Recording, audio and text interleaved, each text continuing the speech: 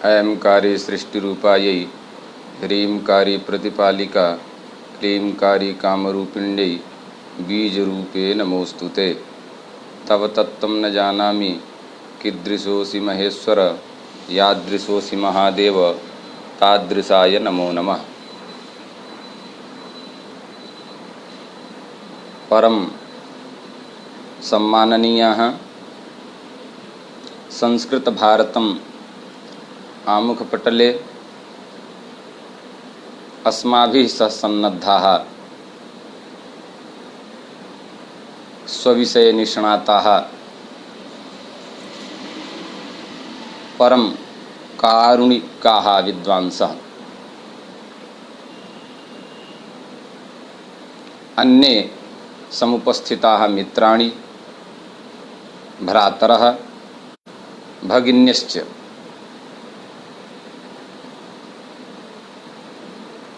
अत्र समुपस्थितान् सर्वान् समुपस्थिताः सर्वाः च अभिनन्द्य अस्य कार्यक्रमस्य सूत्रधारान्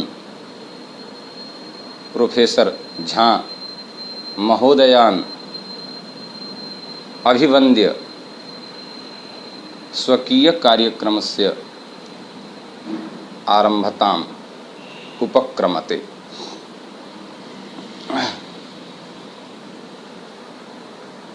मान्याः गतदिवसे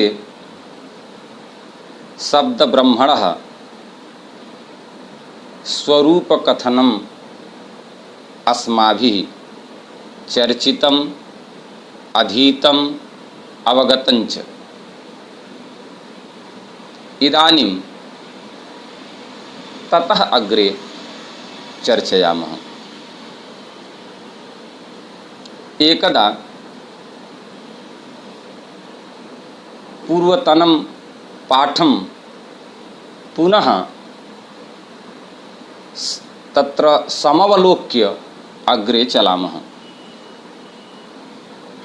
कहना ये है कि आज हम लोग आगे पाठ में चलेंगे, उससे पहले शब्द ब्रह्म का जो स्वरूप बताया गया था वह शब्द ब्रह्म का स्वरूप क्या था, इसका एक दिग्दर्शन करते हुए हम लोग आगे बढ़ रहे हैं। तत्र सर्वप्रथमे श्लोके शब्द ब्रह्मणः द्विविधं लक्षणं ततः अग्रे पुनः तस्य कथं बहुत्वम् इति विषये यद्यपि सः एकः तथापि बहुत्वं कथम् अंगीकरोति इत्येतस्मिन् विषये परिचर्चा भूत। अर्थात वह शब्द ब्रह्म एक है, एक होते हुए भी अनेकत्व का स्वरूप जो प्राप्त करता है वह क्यों करता है, तो इसके संदर्भ में हम लोगों ने चर्चा किया कि जो शक्ति है विभिन्न, यह घटपटादि रूप जो शक्ति है उस शक्ति का आश्रय होने के कारण शक्ति को शक्तिमद में आरोपित करके, अर्थात यह जो जगत है इस जगत का आरोप शब्द ब्रह्म में करके अनेकत्व की प्रतीति होती है। तृतीय श्लोके पुनः चर्चा अभूत यत अनेकस्य प्रतीतिः यह भवति सह प्रतीतिः कथं भवति कारणं किं तत्र वर्तते तदा कथयति कालशक्तिः तत्र कारणं वर्तते। अध्याहित कालां यस्य कालशक्तिमुपाश्रिताः जन्मादयो विकाराश्च भावभेदस्य योनयः इत्यादिकम्। अर्थात कालशक्तिः एव एतादृशी शक्तिः वर्तते यया शक्त्या ब्रह्मणि एकत्वेपि अनेकत्वं प्रतिभाति। अग्रे स्वयमेव भर्तृहरयः वदन्ति तत्र अग्रे द्वितीयकाण्डे वदन्ति यत् उत्पत्तौ च स्थितौ चापि विनाशे चापि तद्वताम् उत्पत्तौ च स्थितौ चापि विनाशे चापि तद्वताम् निमित्तं कालमेवाहुः निमित्तं कालम एवाहुः विभक्तेनात्मना स्थितम्। अर्थात सर्वत्र उत्पत्तौ भवेत् स्थितौ वा भवेत् अथवा विनाशः विनाशे वा भवेत् सर्वत्र कारणं कालमेव वर्तते। कालः एव कारणं भवति, कालशक्तिः एव कारणं भवति इति तृतीय श्लोके आचार्यैः अभाणि। अस्तु, तो इस तरह से तृतीय श्लोक में उन्होंने यह बताया कि काल शक्ति के महिमा से अनेकत्व की प्रतीति होती है। चतुर्थ श्लोक में उन्होंने पुनः यह बताया एकस्य सर्वबीजस्य यस्य चेयम अनेकधा भोक्तृभोक्तव्य रूपेण भोग रूपेण च स्थितिः वह सः यद्वर्तते सः ईश्वरः तद ब्रह्म भोक्ता रूपेण भोक्तव्य रूपेण अथ च भोग रूपेण स्वयमेव समुपस्थितो भवति। यद्यपि सः एकः तथापि स्वयमेव भोक्ता स्वयमेव भोक्तव्यः स्वयमेव भोगः भूत्वा अत्र समायाति लोके प्रतीतेः विषयो भवति। तो इस तरह से चतुर्थ श्लोक में उन्होंने इस बात को बताया कि वही एक ईश्वर भोक्ता के रूप में भोक्तव्य के रूप में और भोग अर्थात भोग का जो विषय है उस विषय से उत्पन्न सुख दुखादि अनुभव जो है भोगजन्य विषय से उत्पन्न सुख दुखादि जो है वह भी उस परमात्मा का ही रूप है। इस तरह से अनेन प्रकारेण चतुर्षु श्लोकेषु तस्य शब्दब्रह्मणः स्वरूपकथनम् आचार्यैः प्रतिपादितम्। इदानीं तस्य शब्दब्रह्मणः प्रतिमूर्तिः का प्रतिमा का अथ च तस्य प्राप्तेः साधनं किं कथं प्राप्तिः भविष्यति एतत् सर्वं विज्ञापयन्ति आचार्याः भर्तृहरयः। तद्विषये प्रथमं श्लोकम् अर्थात पंचमं श्लोकं पंचमश्लोकादारभ्य दशमश्लोकं यावत् तस्य शब्दब्रह्मणः तस्य शब्दब्रह्मणः प्राप्तेः उपायः अथ च तस्य स्वरूपं कीदृशं तद्वर्तते अस्मिन् लोके केन रूपेण प्राप्तुं शक्यते तं शब्दब्रह्म तत् शब्दब्रह्म इति एतस्मिन् विषये परिचर्चा वर्तते। तत्परिचर्चावसरे प्रथमं श्लोकं प्रथमं पद्यं वदन्ति आचार्याः भर्तृहरयः। प्राप्त्युपायोनुकारश्च तस्य भेदो महर्षिभिः एकोप्यनेकवर्त्मेव समाम्नातः पृथक् पृथक् इति श्लोकः वर्तते। प्राप्त्युपायः अनुकारश्च तस्य शब्दब्रह्मणः प्राप्त्युपायः अथ च अनुकारः प्रतिमा। तो तस्य शब्दब्रह्मणः प्राप्तेः साधनं किं वर्तते अथ च तस्य शब्दब्रह्मणः प्रतिमा का वर्तते कीदृशं रूपं वर्तते अस्मिन् लोके कथं तं पश्यामः तद्ब्रह्म पश्यामः इति एतस्मिन् विषये कथयति। प्राप्त्युपायः अनुकारश्च तस्य अर्थात शब्दब्रह्मणः महर्षिभिः अर्थात तत्र मुनिभिः समाम्नातः कथितः।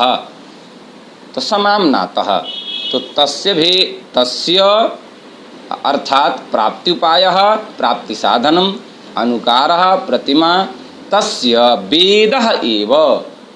कः वर्तते? वेदः। अर्थात तस्य शब्द ब्रह्मणः प्रतिमा वेदः, प्राप्तेः उपायः, प्राप्तेः साधनम वेदः। कैः युक्तः? यतो हि अस्मिन् जगत् अस्मिन् लोके शब्द प्रमाणं तदेव भवति यत् आप्तोक्तं शब्दं भवति, आप्तोक्तः शब्दः भवति। आप्तोक्तः शब्दः एव प्रमाणं भवति। आप्तवाक्यं यद् भवति तदेव प्रमाणत्वेन आगच्छति, तदेव प्रमाणत्वेन अङ्गीक्रियते। अत्र कैः उक्तं यत् तस्य शब्दब्रह्मणः प्राप्तिसाधनम् अथवा तस्य प्रतिमा वेदः वर्तते इति कैः उक्तं? तदा आप्तत्वेन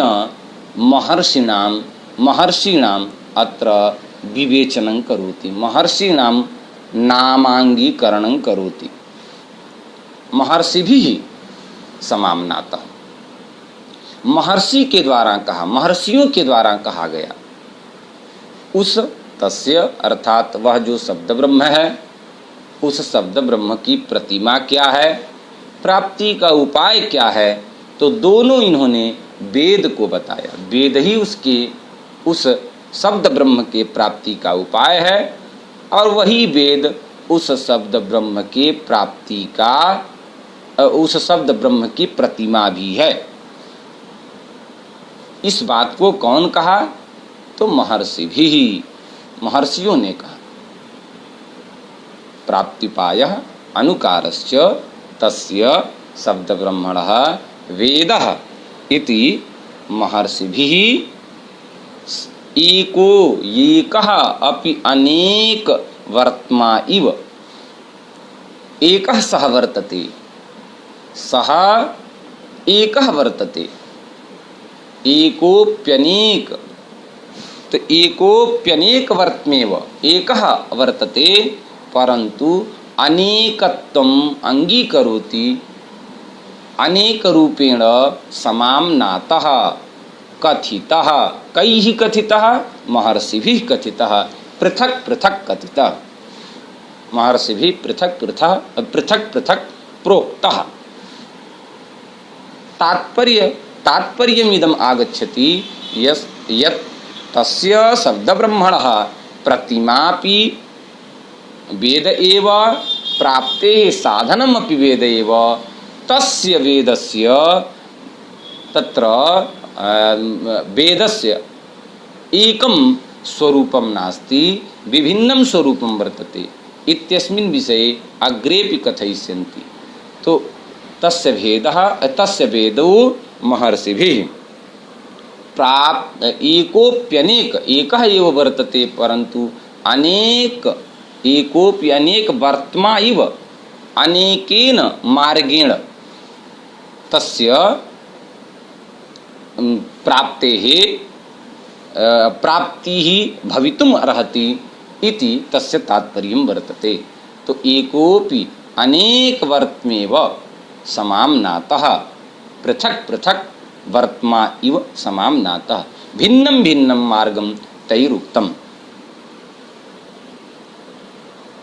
यथा अस्मिन् लोके पश्यामः एकं यदि लक्ष्यं भवति तस्य लक्ष्यस्य प्राप्त्यर्थम् अनेके तत्र पन्थाः भवन्ति, अनेके पन्थाः भवन्ति। यथा यदि भगवतः विश्वनाथस्य दर्शनं कर्तव्यं वर्तते चेत् नैकविध तत्र अनेके पन्थानः वर्तन्ते। सरस्वती द्वारं यद्वर्तते, सरस्वती फाटक इति, सरस्वती द्वारं यद्वर्तते तेन द्वारेण गत्वापि दर्शनं कर्तुं शक्नुमः। तथैव छत्ताद्वारं यद्वर्तते तेन द्वारेणापि गत्वा भगवतः दर्शनं कर्तुं शक्नुमः। तथैव तत्र ढुण्ढीराज वीथिया वर्तते तया वीथ्यापि गत्वा दर्शनं कर्तुं शक्नुमः।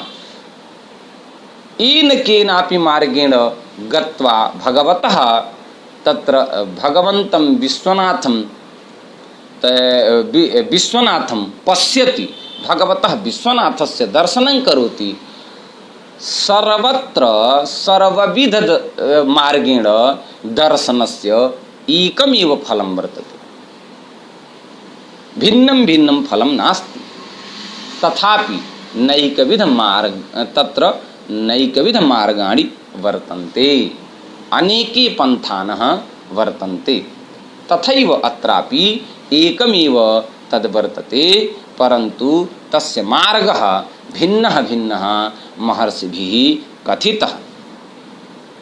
एतत् अस्य श्लोकस्य तात्पर्यं वर्तते। एकदा हिंदी भाषया यदि कथयामः चेत् यह इस श्लोक के माध्यम से यह बताना है कि उस शब्द ब्रह्म, वह जो एक शब्द ब्रह्म है, उस शब्द ब्रह्म की प्रतिमा वेद है, उस शब्द ब्रह्म का प्राप्ति का साधन वेद है। एक वेद ही ऐसा है जिसके द्वारा, आगम के द्वारा ही उसकी प्राप्ति की जा सकती है। ऐसा कौन कहा? नान्यः पंथा विद्यते अयनाय। तो एक आगम के अतिरिक्त कोई ऐसा मार्ग नहीं है जिस मार्ग से उस शब्द ब्रह्म की प्रतीति, उस शब्द ब्रह्म की प्राप्ति की जा सके।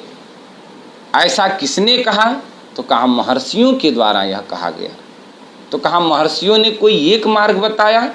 कहा नहीं, यद्यपि वह एक है, वह लक्ष्य एक है, लेकिन उसके अनेक रास्ते महर्षियों के द्वारा कहे गए। तो एकोप्यनेक वर्तमेव समाम्नातः पृथक पृथक। तो अनेन प्रकार समाम्नात इत्युक्ते कथितः। एतत् प्रथमस्य श्लोकस्य तात्पर्यं वर्तते। अग्रे पुनः तद्विषये वदति। भेदानां बहुमार्गत्वं कर्मण्येकत्र चांगता शब्दानां यतशक्तित्वं तस्य शाखासु दृश्यते। द्वितीयं श्लोकं वदति। शब्द ब्रह्मणः प्राप्ति साधन विषये तत्र द्वितीयं श्लोकं वदति यत् तस् भेदानां बहुमार्गत्वं। तो भेदानां बहुमार्गत्वं वर्तते। तस्य शब्द ब्रह्मणः अनेक मार्गे अनेक भेदाः वर्तन्ते। ब्रह्मणि भेदः नास्ति। भेदः कुत्र वर्तते? तो प्राप्ति साधने। प्राप्ति साधनं यत् वेद इति वर्तते तत्र बहुमार्गत्वं वर्तते। तत्र अनेके भेदाः वर्तन्ते। तो तदेव कथयति तस्य शब्द ब्रह्मणः भेदानां बहुमार्गत्वं बहुत्वं वर्तते। तत्र अनेके पंथानः वर्तन्ते। तो भेदानां बहुमार्गत्वं परन्तु कर्मणि एकत्र चांगता। एकत्रैव अंगता वर्तते। अंगता इत्युक्ते उपकारत्वम् एकत्रैव वर्तते। उपकारत्वम् एकत्रैव वर्तते। तात्पर्यम् एकमेव वर्तते। गन्तव्यम् एकमेव वर्तते। लक्ष्यम् एकमेव वर्तते। भेदानां बहुमार्गत्वं कर्मणि यत् किमपि वर्तते, मार्गजन्य यत् कर्म वर्तते तस्मिन् कर्मणि अपि तत्र अंगता, कर्मणि एकत्र अंगता वर्तते। एकस्मिन्नेव उपकारत्वं वर्तते। कर्मण्येकत्र चांगता। तत्र अग्रे शब्दानां यतशक्तित्वं तस्य शाखासु दृश्यते। शब्दानां यत् शक्तित्वं वर्तते, शब्दानां या शक्ति वर्तते तस्य शाखासु दृश्यते। पश्यन्तु शाखा एक तत्र भेदानां तत्र भेदाः वर्तन्ते। वेदस्य चत्वारः भेदाः वर्तन्ते। वेदस्य चत्वारः भेदाः वर्तन्ते। प्रथमः तत्र ऋग्वेदः, यजुर्वेदः, सामवेदः, अथर्ववेदश्च एते भेदाः वर्तन्ते एकस्यैव वेदस्य। तत्रापि अन्ये नैकविधाः शाखाः वर्तन्ते। प्रत्येकं वेदस्य नैकविधाः शाखाः वर्तन्ते। यथा महाभाष्ये भगवता भाष्यकारेणोक्तं यत् 100 अध्वर्यु शाखा सहस्रवर्त्मा सामवेदः एकविंशतिधा वाहवृच्यं नवधा अथर्वणः। अर्थात एकस्य यजुर्वेदस्य तत्र 100 अर्थात शतसंख्याकाः शाखाः वर्तन्ते यजुर्वेदस्य। यजुर्वेद के 100 शाखा हैं। तथैव सहस्रवर्त्मा सामवेदः तथैव सामवेदस्य 1,000 शाखाः वर्तन्ते। सामवेद की 1000 शाखाएं हैं। 21 वाहवृच्यम और ऋग्वेद की 21 शाखाएं हैं। नवधा अथर्वणः और अथर्ववेद की 9 शाखाएं हैं। अनेन प्रकारेण तत्र भेदानां बहुमार्गत्वं वर्तते। नैकविधाः तत्र पन्थानः तत्र वर्तमानः अस्मिन् वेदे निगदिताः वर्तन्ते। तो भेदानां बहुमार्गत्वं कर्मणि एकत्रैव उपकारत्वं वर्तते।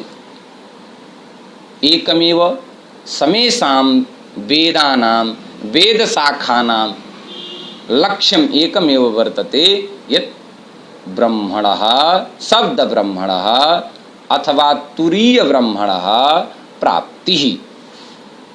भेदानां बहुमार्गत्वं कर्मण्येकत्र चांगता।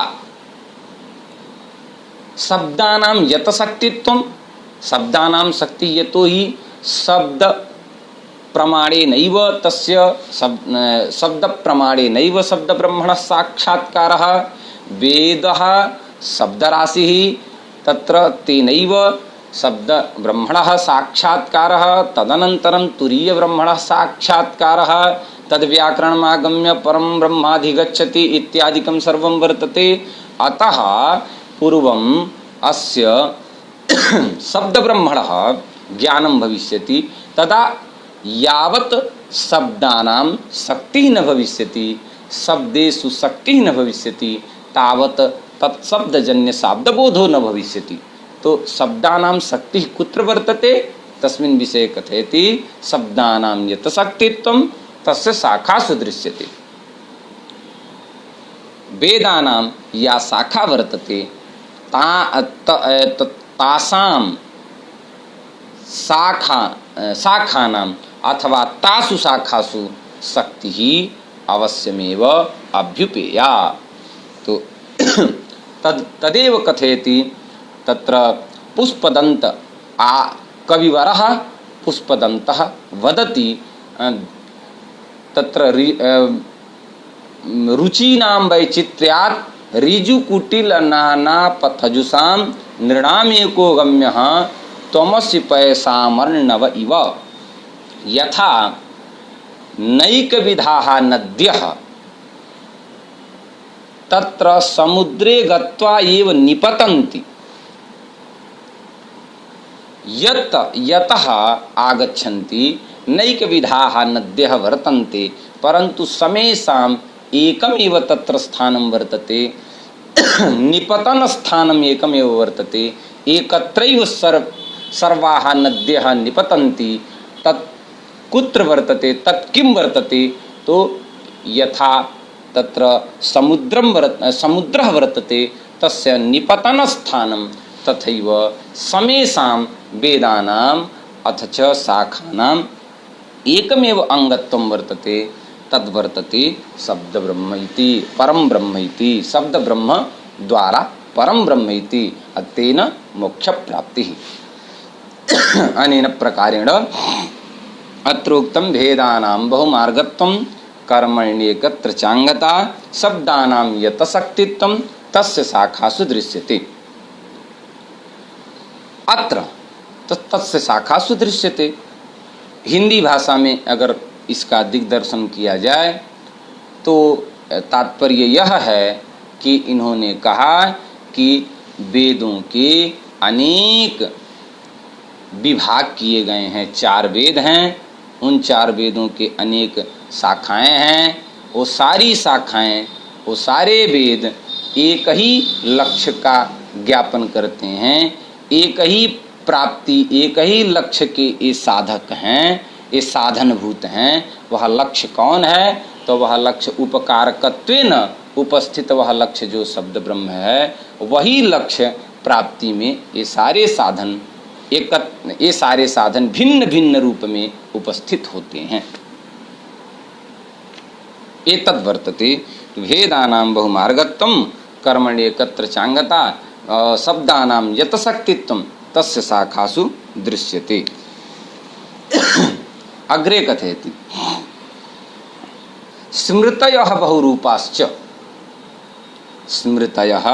बहुरूपाश्च तत्र दृष्टादृष्टप्रयोजनाः तमेवाश्रित्य लिंगेभ्यः वेदविधिभिः प्रकल्पिताः। तो एतद्वर्तते अर्थात कथयति अत्र दृष्टादृष्ट प्रयोजनाः दृष्ट अदृष्ट तो दृष्टम अदृष्टम प्रयोजनम यस्याः सा दृष्टादृष्ट प्रयोजना यस्याः ताः दृष्टादृष्ट प्रयोजनाः प्रकल्पिताः दृष्टादृष्ट प्रयोजनाः स्मृतयः। स्मृतयः इत्यस्य विशेषणं वर्तते। तो स्मृतयः दृष्टादृष्ट प्रयोजनाः स्मृतयः बहुरूपाः स्मृतयः दृष्टादृष्ट प्रयोजनाः। तो स्मृतयः बहुरूपाश्च दृष्टादृष्ट प्रयोजनाः तमेवाश्रित्य लिंगेभ्यः वेद विधिभिः प्रकल्पिताः। पश्यतु एतासां स्मृतीनां द्विविधं प्रयोजनं महर्षिभिः उक्तम्। दृष्टप्रयोजनम् अदृष्टप्रयोजनञ्च। यद्यपि भविष्यपुराणे पंचविधं प्रयोजनं स्मृतीनां प्रतिपादितं वर्तते। स्मृतीनां पंचविधं प्रयोजनं तत्र प्रतिपादितं वर्तते। दृष्टार्था स्मृतिः, अदृष्टार्था स्मृतिः, दृष्टादृष्टार्था स्मृतिः। अनेन प्रकारेण तत्र पंचविधं प्रयोजनं वर्तते स्मृतीनां। परन्तु अत्र आचार्यैः भर्तृहरिभिः द्विविधं प्रयोजनं स्मृतीनां प्रतिपादितम्। एकं दृष्टप्रयोजनं, द्वितीयञ्च अदृष्टप्रयोजनं। पश्यतु प्रथमम् अदृष्टप्रयोजनं कथयति प्रथमः तत्र श्रुतिवाक्यं वर्तते गर्भाष्टमेब्दे कुर्वीत ब्राह्मणस्योपनायनम्। 1 वर्षं ब्राह्मणम् उपनयीत।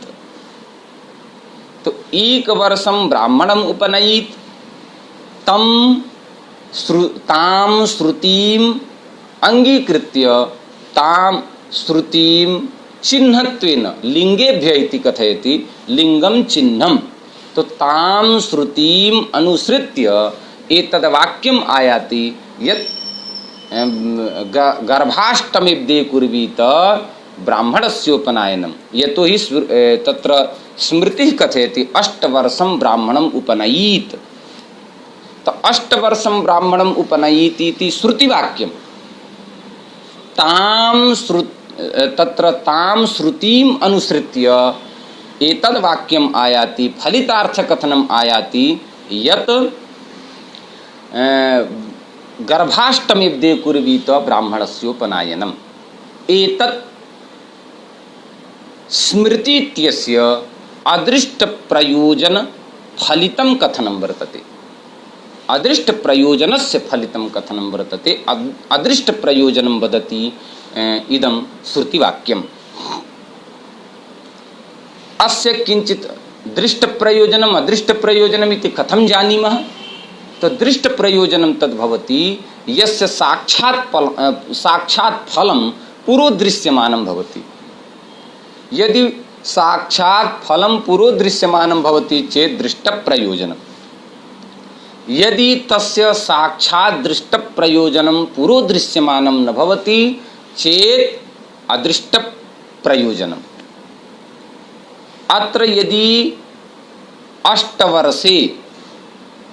अष्टवर्षदेशीयः ब्राह्मणः बालकः यज्ञोपवीतं धारयति चेत् अदृष्ट प्रयोजनम् अत्र वर्तते। किमपि दृष्ट प्रयोजनं नास्ति।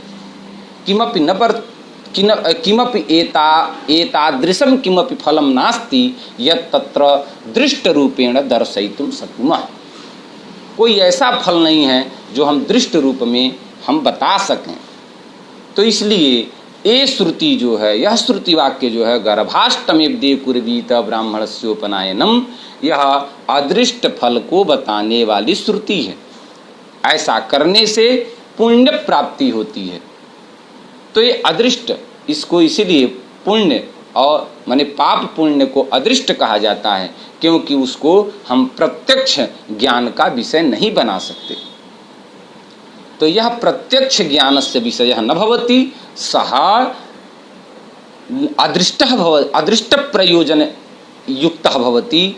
यह साक्षात् यह एतादृशः यः भवति यस्य साक्षात्कारं कर्तुं शक्नुमः, अर्थात यस्य इंद्रियादि द्वारा तत्र प्रत्यक्षं भवति तद्दृष्ट प्रयोजनयुक्तं भवति।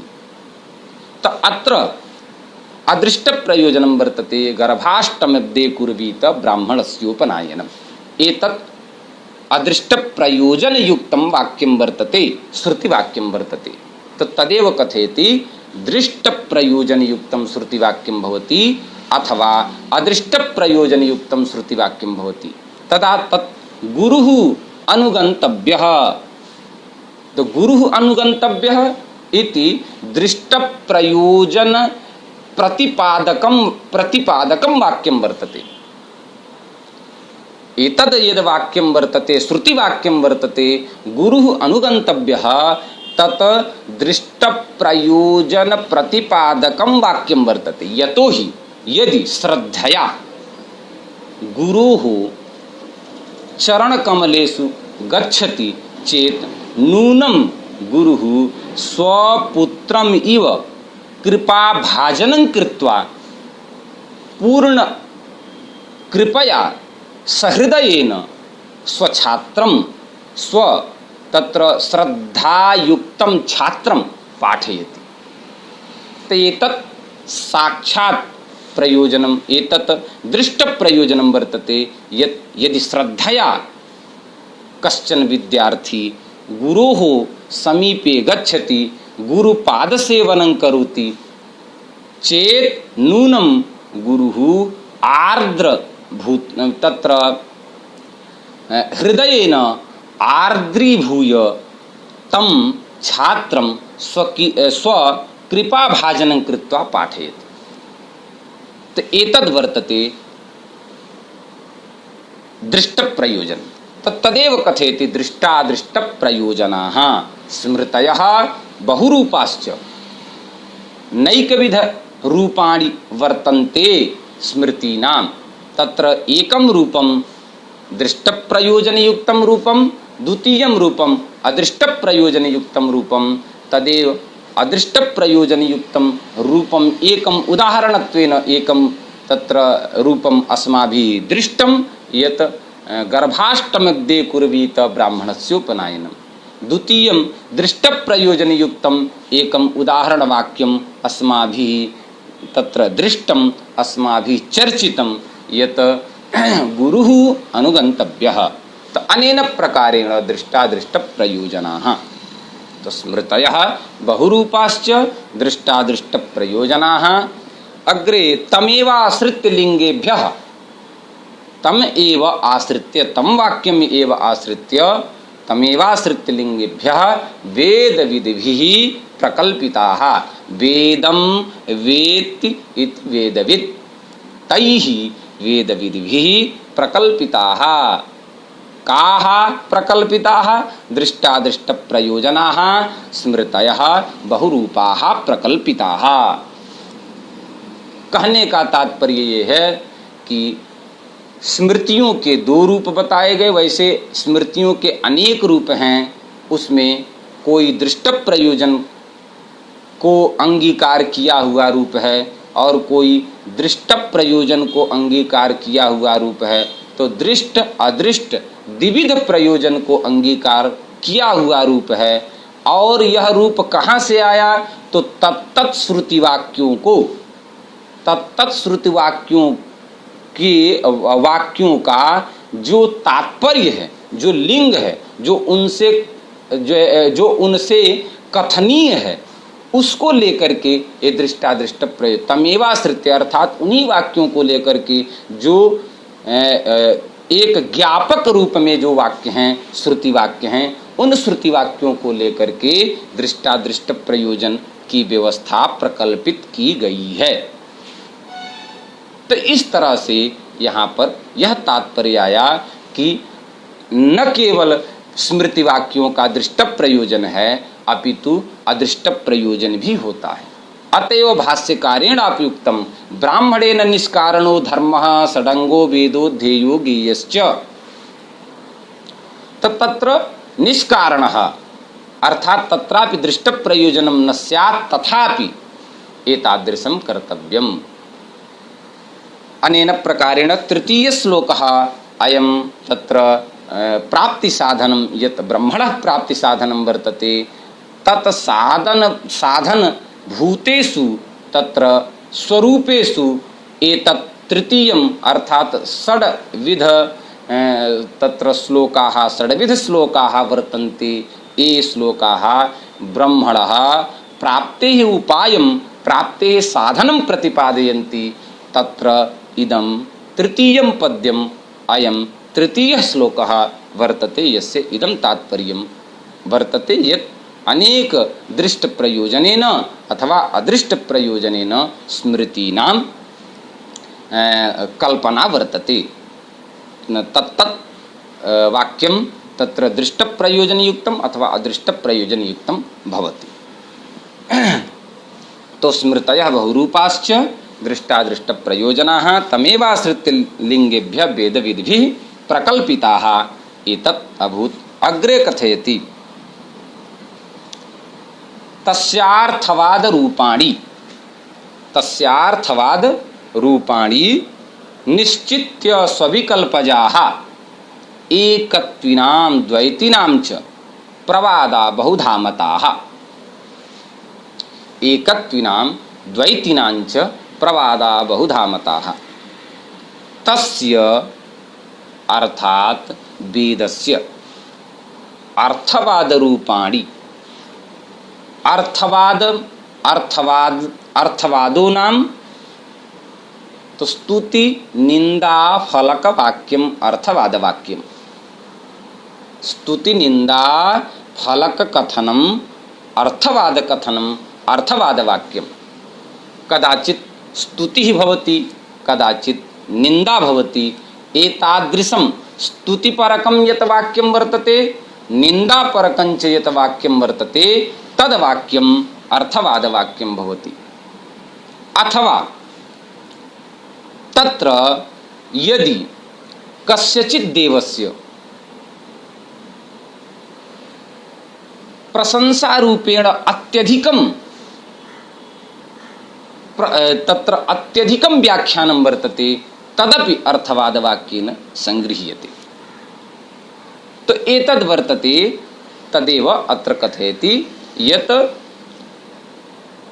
अत्र अर्थवादरूपं वाक्यम् अर्थवादवाक्यम् अंगीकृत्य अर्थवादवाक्यं तस्य शब्दब्रह्मणः अर्थवादरूपाणि निश्चित्य अर्थवादरूपाणि वाक्यानि निश्चित्य स्वविकल्पजाः स्वस्वमत्यानुसारम् एकत्विनां द्वैतीनां च प्रवादा बहुधा मताः। द्विविधः वादः अतीव प्रसिद्धः। तत्र वेदान्तदर्शने अथवा दर्शने द्विविधः वादः अतीव प्रसिद्धः वर्तते। एकः अद्वैतवादः, द्वितीयश्च द्वैतवादः। यत्र एकत्वस्य प्रतिपादनं भवति, ब्रह्मणि एकत्वस्य प्रतिपादनं भवति तत्र अद्वैतवादः। यत्र ब्रह्मणि अनेकत्वस्य प्रतिपादनं भवति, अनेक रूपस्य प्रतिपादनं भवति तत्र द्वैतवादः। उभयत्र स्मृतिवाक्यमेव प्रमाणं वर्तते।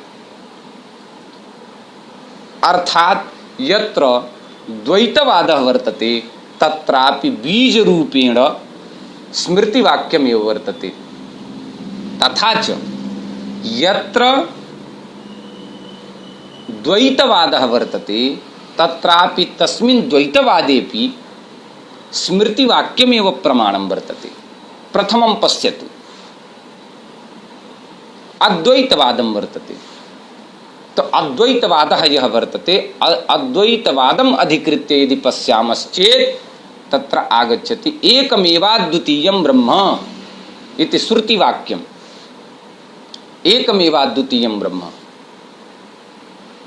द्वितीयं वाक्यं नेह नानास्ति किंचन तत्त्वमसि इत्यादिकं यद् वाक्यं श्रुतिवाक्यं वर्तते तत् श्रुतिवाक्यम् एकत्वं प्रतिपादयति तस्मिन् ब्रह्मणि। तद् ब्रह्म एकमेव यदाम्नातम् इति द्वितीय श्लोके यत् आचार्येण उक्तं, तो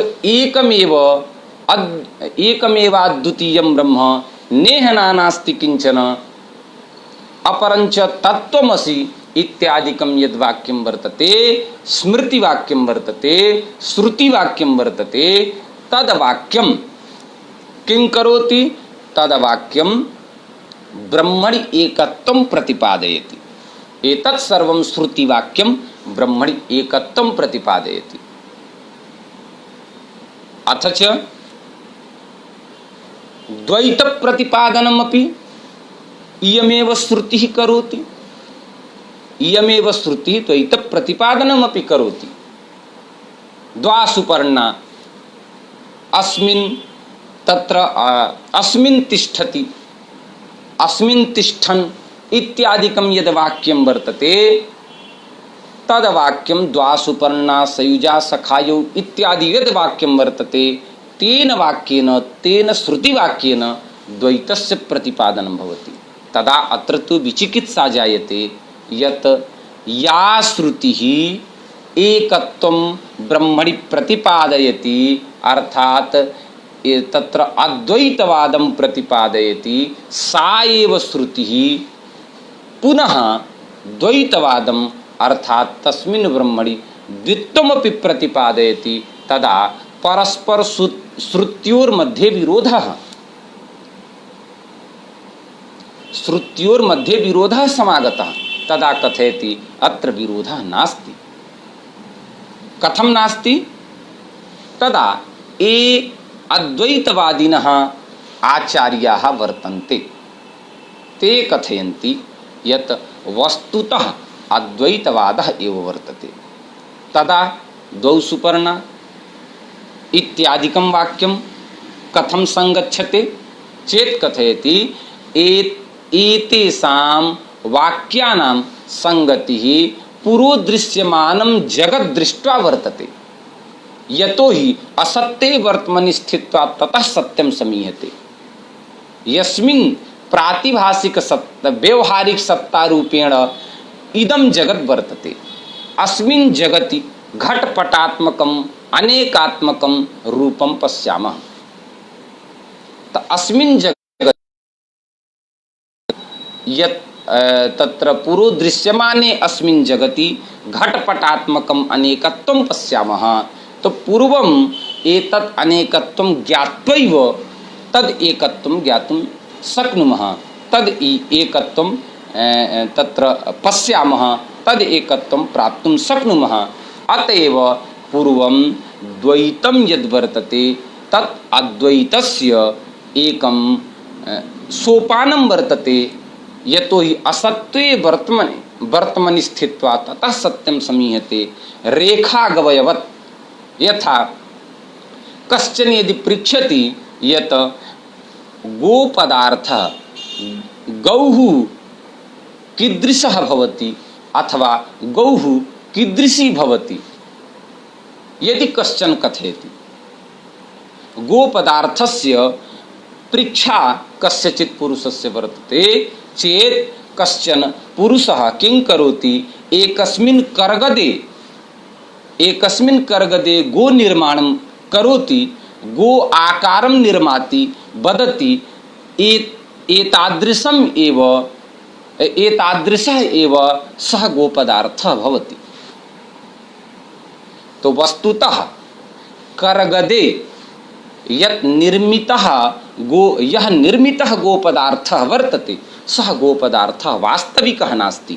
तथापि अवास्तविकेन रेखा गवय माध्यमेन वास्तविकस्य गोपदार्थस्य ज्ञानं भवति।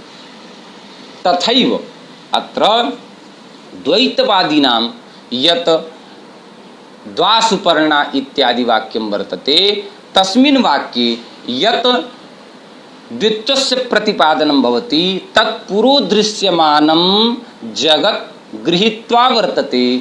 एतत् जगत् गृहीत्वा तदनन्तरम् एतद् अतिरिक्तम् अर्थात् एतत् असत्यं वर्त्मनि स्थित्वा तदनन्तरं तस्य एकत्वस्य ज्ञानं भवति इति एतेषां तात्पर्यम्। द्वैतीनामपि तथैव तात्पर्यं वर्तते। ये द्वैतवादस्य समर्थकाः आचार्याः वर्तन्ते ते कथयन्ति वस्तुतः द्वैतवादः एव वर्तते। यतो हि अस्मिन् संसारे द्वैतं पश्यामः, घटपटात्मकं विभिन्नं कार्यं पश्यामः, तदेव कार्यं ब्रह्मस्वरूपं वर्तते। अतएव तत्र अनेकत्वं पश्यामः, अनेकत्वं यद् वर्तते तदेव वास्तविकं वर्तते।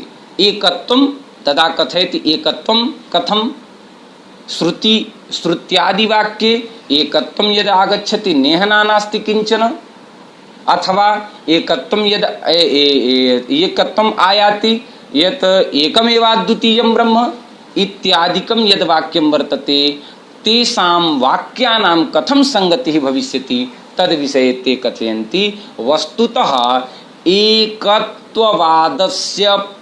प्रातिपदिकानां वाक्यानाम् इदमेव तात्पर्यं वर्तते यत् अस्मिन् जगति तत्र अस्मिन् जगति सर्वदैव अभिलिप्सा न भवेत्, मोहः न भवेत्, अपितु विरागः भवेत्। अनेन जगता तत्र रागः न भवेत् विरागः भवेत् एतदर्थं तत्र एकत्वस्य एकत्ववादस्य प्रतिपादकं वाक्यं वर्तते। संभवतः सर्वे अवगतवन्तः इति। एक बार हम लोग हिंदी में अगर चर्चा कर लें तो इसका तात्पर्य है कि अभी इन्होंने कहा तस्यार्थवाद रूपाणि निश्चित्य स्वविकल्पजाः एकत्विनां द्वैतिनांच प्रवादा बहुधा मताः।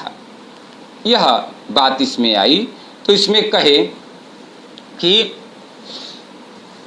पहला क्या है कि तस्यार्थवाद, तस्य अर्थात शब्द ब्रह्मणः, तस्य अर्थात वेदस्य, उस वेद का अर्थवाद वाक्य लेकर के, अर्थवाद वाक्य अर्थात स्तुति निंदा परक वाक्य जो अर्थवाद वाक्य है उसको लेकर के तस्यार्थवाद रूपाणी निश्चित्य अर्थात अंगीकृत्य, निश्चित्य अंगीकृत्य माने स्वीकार करके, स्वविकल्पजाः स्व स्व मत्यानुसार, अपने अपने मति से, क्योंकि कहा ना कि अनेक लोगों की अनेक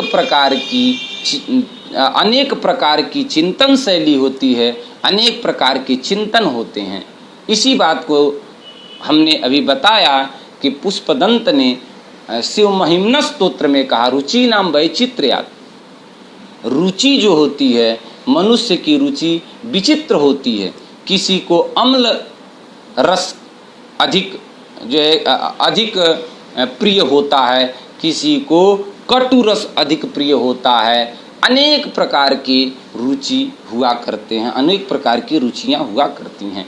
उसी तरह से निश्चित स्वविकल्पजा अपने मति के अनुसार एकत्विनां द्वैतिनांच एकत्ववाद का प्रतिपादन अथवा तत्र द्वैतवाद का प्रतिपादन, द्वैतवाद के प्रतिपादन एकत्विनां द्वैतिनां च प्रवादा बहुधा मताः। इस तरह के अनेक प्रवाद आ गए और दोनों, चाहे एकत्ववाद का प्रतिपादन हो चाहे द्वैतवाद का माने अद्वैतवाद का प्रतिपादन हो, द्वैतवाद का या प्रतिपादन हो, दोनों के प्रतिपादन में श्रुति ही मूल है। श्रुति के ही आधार पर हम द्वैतवाद का भी प्रतिपादन करते हैं और श्रुति के ही आधार पर हम अद्वैतवाद का भी प्रतिपादन करते हैं। जब हम एकमेवा द्वितीयं ब्रह्म नेह नानास्ति किंचन और उसी तरह से तत्त्वमसि इत्यादि वाक्यों को, इत्यादि श्रुति वाक्यों को जब हम देखते हैं और इन वाक्यों को आदर्शभूत मानते हैं, तब हमें एकत्ववाद का प्रतिपादन प्राप्त होता है, तब हमें एकत्ववाद ही अंगीकार होता है। इन श्रुतियों को आधार मान करके चलने वाले आचार्यों के मत में एकत्ववाद है, ब्रह्म एक है, परंतु द्वासवर्णा सयुजा सखायु इत्यादि जो श्रुतियां हैं, इन श्रुतियों को आदर्श मानने वाले आचार्यों के मत में द्वैतवाद है।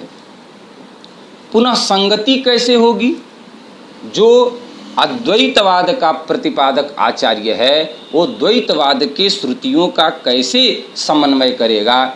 वही समस्या द्वैतवाद के आचार्य की है कि जो द्वैतवाद का प्रतिपादक आचार्य है वह अद्वैतवाद के श्रुतियों का कैसे समन्वय करेगा। तो उसके लिए हमने बताया कि जो आचार्य अद्वैतवाद का प्रतिपादन करता है वह द्वैतवाद के श्रुतियों को अवास्तविक मानता है और कहता है कि जैसे अवास्तविक से वास्तविक की ओर जाया जाता है। जैसे हम कहते हैं कि गाय कैसी होती है, तो किसी ने एक कागज पर गाय बना करके हमें दिखा दिया, का ऐसे गाय होती है।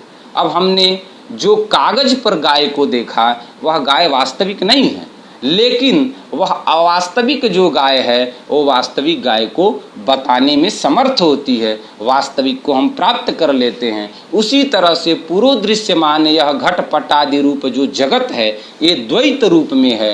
इस द्वैत रूप जो अवास्तविक जगत है इसके द्वारा ही हम वास्तविक उस एकत्व युक्त ब्रह्म को जानते हैं। ऐसा समन्वय अद्वैतवादी आचार्य